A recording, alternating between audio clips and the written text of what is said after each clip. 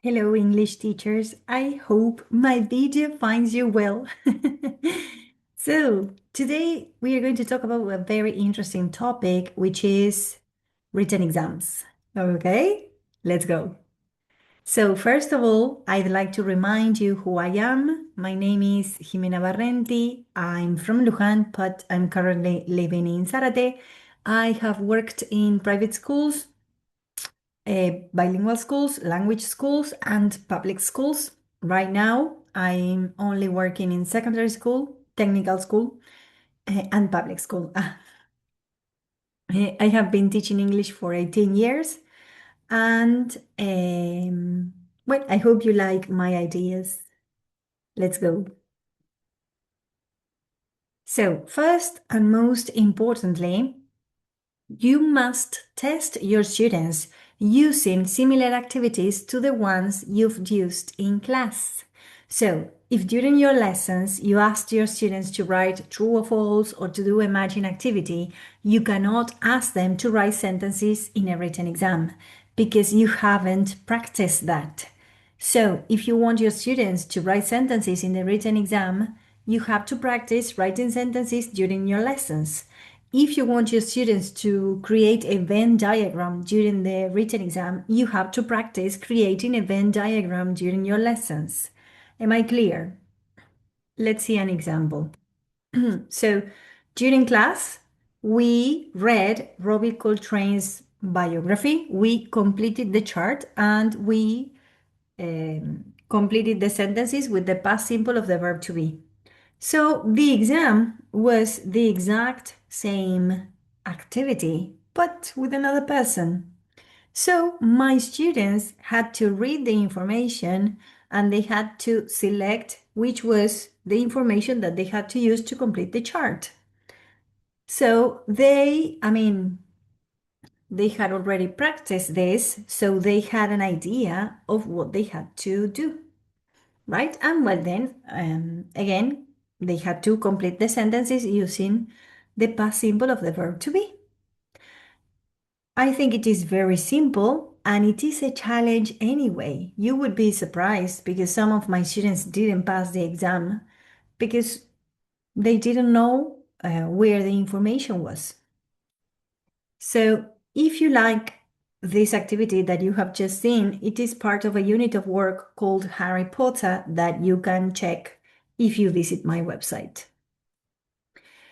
Secondly, I don't correct written exams as most of the English teachers do. That is to say, for me, not every task on the written exam is worth 1 point and then I do the maths. No. What I do is to think which activity will be the most challenging and I assign points to each of them. Of course, I'm going to show you an example.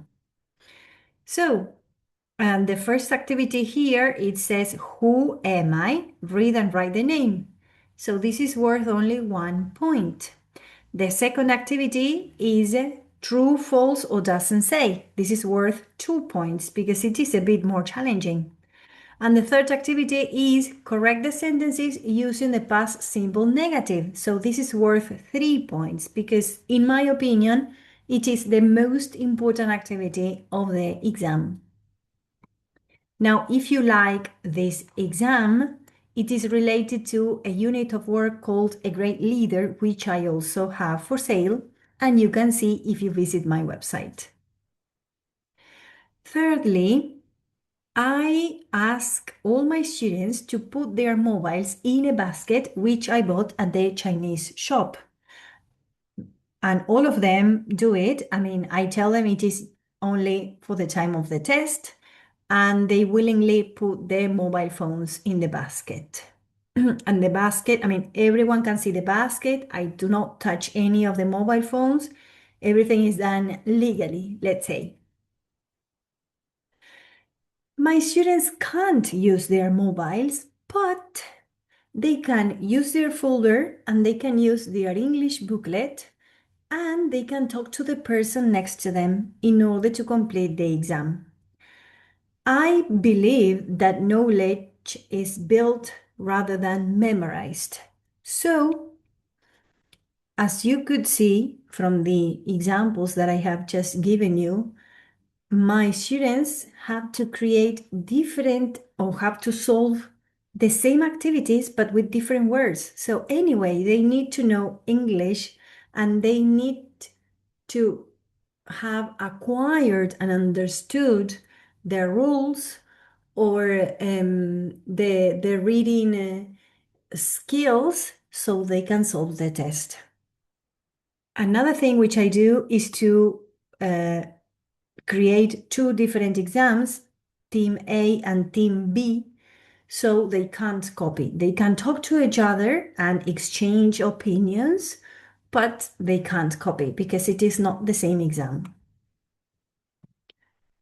Next, I explain each of the tasks at the beginning of the exam, but students seldom pay attention to me and they ask thousands of questions.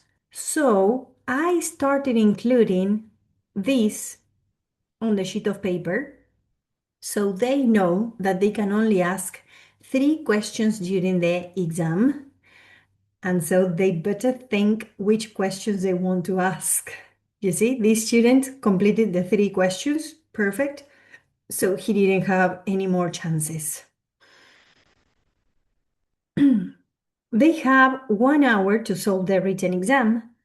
And as they don't have their cell phones, they can't see clearly how much time they have left. So I bought a kitchen timer, which cost me 4,000 pesos.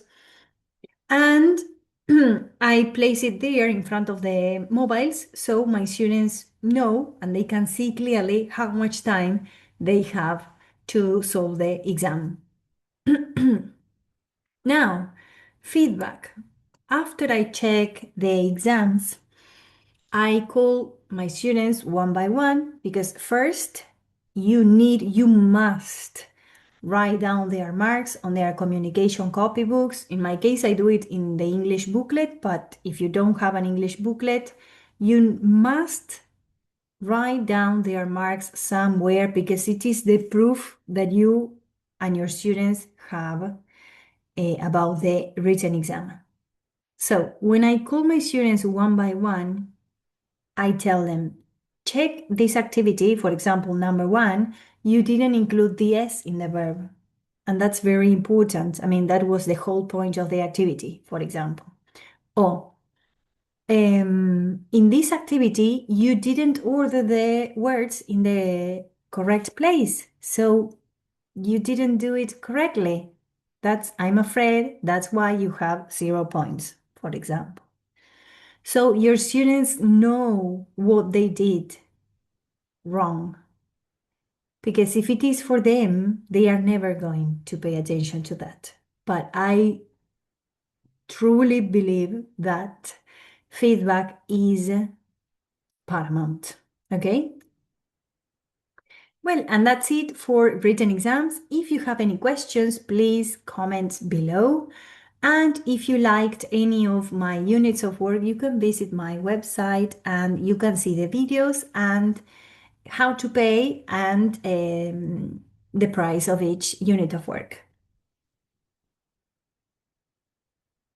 So I hope you have a lovely day. Bye bye.